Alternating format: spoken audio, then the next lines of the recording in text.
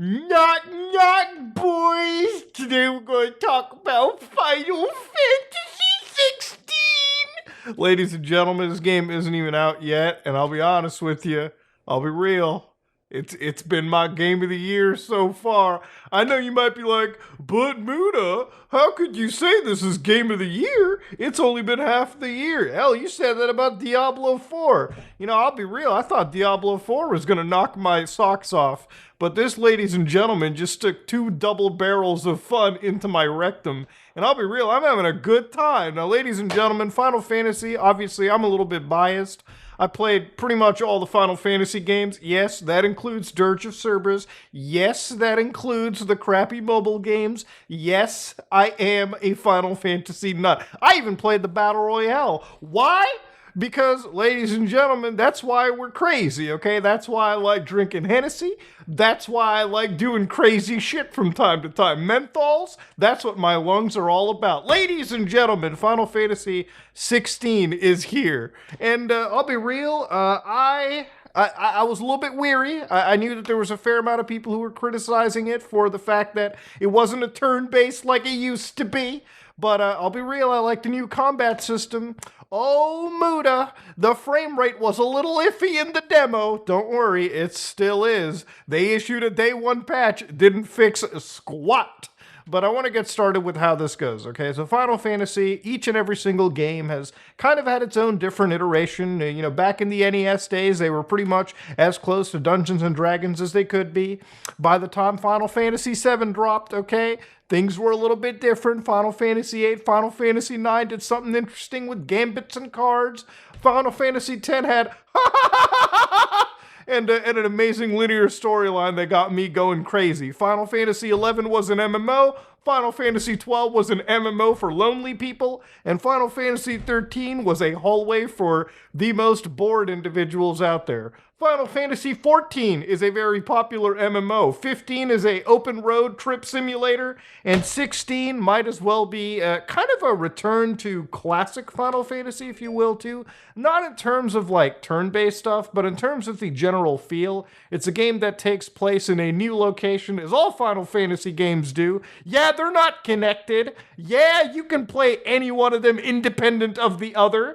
Don't let anybody on the internet tell you otherwise. So I played the demo for this a couple of weeks ago. I'm sure a lot of people have, and y'all enjoyed it. I enjoyed it. It blew away people's expectations, and it genuinely was one of those games that was like, oh shit, this is an actual PS5 game. Cool, let's go forward into it. So Final Fantasy 16, I ended up getting my hands on it. Played it for about like 7 hours. And I believe, according to the PlayStation 5's home menu, I'm like 25% of the way through the game. So it's not a substantial amount into the story, but the story is amazing. Now, ladies and gentlemen, Final Fantasy games, in my opinion, have pretty decent stories for the most part. I don't actually recall any Final Fantasy game that I thought the story necessarily sucked. All of them had amazing moments, cool set pieces, and times where I actually got choked up and kind of teared up at certain story, revelations. So Final Fantasy XVI is kind of the same way. They go really hardcore into the whole Game of Thrones inspiration, to the point where I don't like Game of Thrones, but I would consider watching the show after playing Final Fantasy XVI.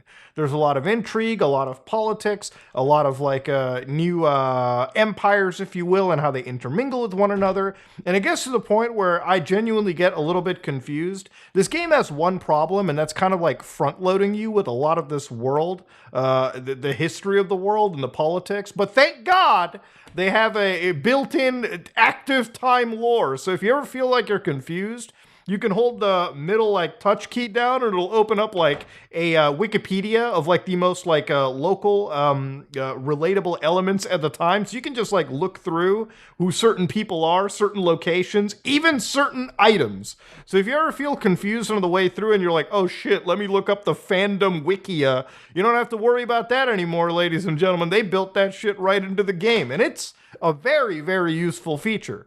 That's not to say the storyline in the world is super duper confusing. It's just if you play these games and if you ever have like a week gap, 2-week gap, and you come back and you realize, oh, am I supposed to know this character? You can pull up the active time lore and just witness that as you go through. But beyond the storyline being a little bit, like Games of Thrones, it actually is filmed really well too. So there is a lot of cutscene direction that goes to the point where, like, genuinely, as I'm laying down watching this game, which there are a lot of cutscenes, I would wager this is kind of like the Metal Gear Solid 2 style of development, where for every little like 10 seconds of gameplay, you get like a minute of cutscenes. No joke. There is a lot of cutscenes to go through. They're filmed really well. Half the time, it's like I'm watching one of the best, like, fantasy movies of all time. And given the fact that Square Enix has actually made movies, it's wild to show you that all those movies they made were kind of like pointless in a way in comparison to the actual development of 16. 16's storyline is shot so well that honestly, if this was a TV show or a movie, I would go out to watch it. It's actually filmed that well.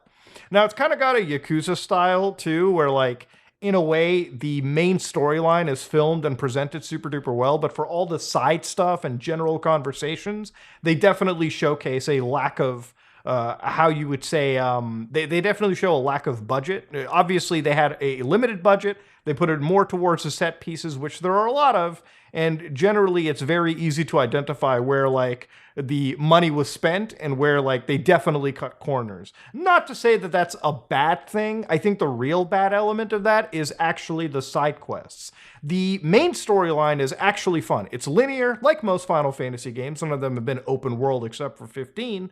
So it's a good mix of classic Final Fantasy. You go from point to point, and the main storyline is generally very good, very intriguing. The game has side content, but it's actually side content that's worse than any MMO side content you've ever seen. I'll tell you one right now. The first side mission I had in the game was going to like the canteen and like literally delivering food to people. And it doesn't get better. Like, you might be like, oh, Muda, that's just like the first side quest that you did. No. The other side quests are literally just talk to this person, then go talk to another person literally 50 yards away, and you're done. Literally, there was one quest where I was supposed to hunt wolves, and literally the quest marker told me to cross a bridge. I fought wolves in the middle of it, but that was pretty much what it was. It was like a 5-minute subquest, and all of them are like that. So honestly, like, the side quests here feel like they're taken out of the worst MMO imaginable, which is laughable because it's the same company that's made one of the most popular MMOs right now. So I really wish there were some thoughts and prayers put into the whole side quest, if you will, too. They didn't really fucking do that. It is what it is, ladies and gentlemen, but I wanted to point that out there. Now, the combat in this game is pretty pogger-wogger. Now, I know that a lot of people have said that maybe they want classic turn-based combat. I'm going to tell you right now, go buy Dragon Quest, go buy Octopath Traveler, go buy Bravery Default. Final Fantasy hasn't been turn-based since Final Fantasy 12, okay? So anybody that's going, I wish it was like the turn-based era, let's get you back into the retirement home, Grandma, because clearly you fucking forgot what Final Fantasy was like. Ladies and gentlemen, this is a purely combat-oriented game. There ain't no turn-based scenarios. You're walking up, you're swinging the swords, you're engaged with all the magic, so to speak. It's just like that, and I love it. I think the combat is great. And you know what? When it comes to a game's combat, like a JRPG, usually by like hour 6, I'm always auto-battling, but in this game, I'm actually going out to fight because I enjoy the combat so much, which is ultimately a big positive, if anything. Now, when it comes to even more so dealing with the combat of this game as well, one of the questions is the performance. This is a PS5 game that has 2 modes of play, 30 frames and 60. I highly recommend you play at 30 frames because the 60 frame rate mode is very much all over the place. Like, when you're exploring, it's probably more like 35 to 40 frames. This thing is ass fucking the PlayStation 5. I've heard reports of people's PS5s just turning off because, like, all of a sudden they were overheating during battles. When it gets to 60 frames in the middle of a battle, it drops the resolution and graphic quality down so hard to maintain the 60 FPS in battles. Not to say it looks bad in the middle of an encounter, like, obviously I'm not looking at every minute detail, but generally speaking, I think it's better if you just lock the game down to 30 and play it perfectly frame-paced. That's pretty much all that I can say. It's kind of a shame that it runs like this on the PS5, but I've heard that this game is going to be ported to the PC in like a year or two, so if you're really a performance nut, I'd recommend waiting. I can deal with the 30 frames. I can even deal with the 60 FPS mode. So for me, it's not that big of a deal, but the actual like combat, the performance has not been fixed since the demo. So I wouldn't necessarily go in hoping that what you played in the demo, if you thought that was bad, it doesn't get better. It is what it is. So anyways, beyond just the combat and the gameplay, which the combat is great, there's a lot of different icons and dynamic shit to switch from all the time. That's something you'll be enjoying. Beyond all of that, the graphics in the game are absolutely jaw-droppingly great. I feel like for the first time, I'm playing a next-gen game. Like in the middle of like these, like the A-level cutscenes when you're in the main scenario, the skin, the textures are so well done. The actual environments that you're walking around are brilliant to look at. And it's one of the reasons why I'm glad the game isn't truly open world. It's mostly like open districts that you can hop in and out of. Like think of like hub worlds, like multiple large hub zones, not one grandiose world that you're walking back and forth.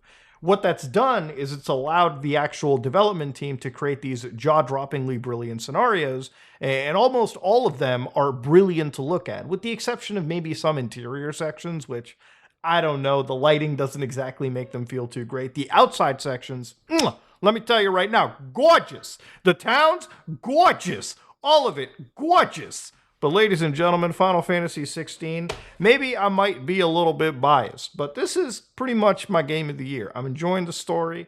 I'm enjoying the gameplay.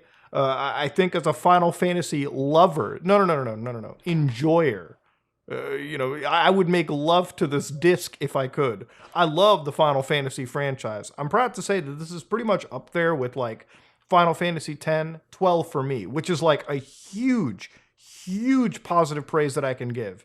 Final Fantasy 7 Part 2 is coming out like this year, maybe next year. No, early 2024. But I think this is a great mainline release. And honestly, it's a sign of good things for Final Fantasy, because if this is good and the next part of Final Fantasy VII Remake is good, us Final Fantasy fans, I think we're eating good tonight. But ladies and gentlemen, if you're hardcore for turn-based and that was like your fucking selling point, don't buy this game. Buy Dragon Quest. Buy something else. This is very much an action-oriented, story-driven game, and that's pretty much where it goes down to. But so far, it is a brilliant game, and hopefully it retains that quality until I very much see the credits screen. But for now, hoping to God, it's my game of the year, okay, so far. Ladies and gentlemen, if you like what you saw, please like, comment, and subscribe. Dislike it, I am out.